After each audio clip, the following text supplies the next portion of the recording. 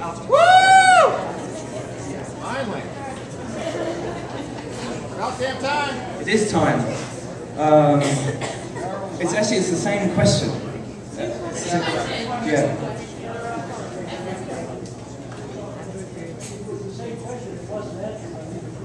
Yeah, you're right, guys. Okay, how much does class size really matter? How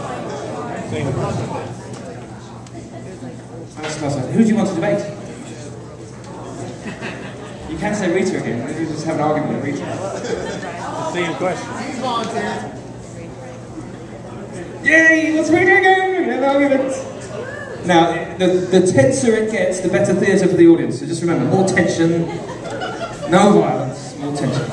Okay, so you have 1 minute to discuss this. How much does class size really matter? If I could ask you to just keep the noise down. Thank you. Go ahead. So this is one that you can actually answer with very strong research.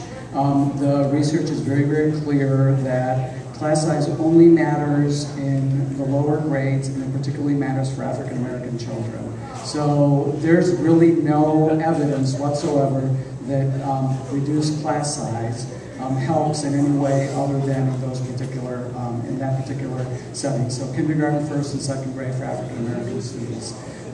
So that's the data. Now I know that there are lots of questions about if we do something like this, does it increase class size? And we will show at the board meeting how right now you have students at schools that have schedules that range from a class with 7 kids to a class with 53 kids in the same school. So anything that we're doing as part of the system design has no real bearing in class size. Thank you. Rita, what do you think? Okay, where do I start? Okay, just on the face of it, that's nonsense. I mean, if what you're talking about is test scores, okay, maybe I'll buy that. But if you're talking about allowing kids to learn how to think, how to put their thoughts on paper, I mean, you cannot have. Okay, let's just do the math here. You got an English teacher. She's got a class of 30 kids. She gets an essay. Okay, go home, go write, do whatever. Okay, you come back. They've got 5 pages apiece. Not a big paper, but okay, we'll take it. All right, she's now got to grade all of those. 5 minutes per paper, that's going to be 90 minutes right there. Is that right? Okay. It's going to be a long time. How many kids in your math class, Rita? Math is not my subject. She can't do it. You can't do it. Thank you. So this is one of those uncomfortable places where the data doesn't back up what we believe is real, and so there's nothing that you can do other than read the research yourselves. What is the data measuring? The data measures student performance. It measures those. Student it also measures.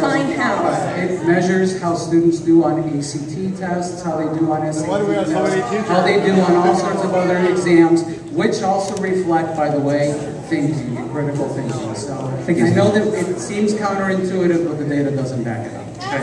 Thank you, guys. Now, let's not be actually actively rude to the man. No, let's debate. We can be rude with our votes. We disagree. Okay. Audience questions are coming shortly, so you can be rude then. Now, if you're convinced by Javier's argument that class size doesn't actually affect achievement, vote with your green apple. That guy put one up, and I think he works for Javier. 1, 2. David works for him. I think 2, he does, he works for you. That's funny, isn't it? 2. 2. And if you are not convinced by Javier, and you think, I'm sorry, they're not buying it. That's huge, thank you. I think it was the most overwhelming vote so far, probably about 40 votes. Thank you guys. Fascinating.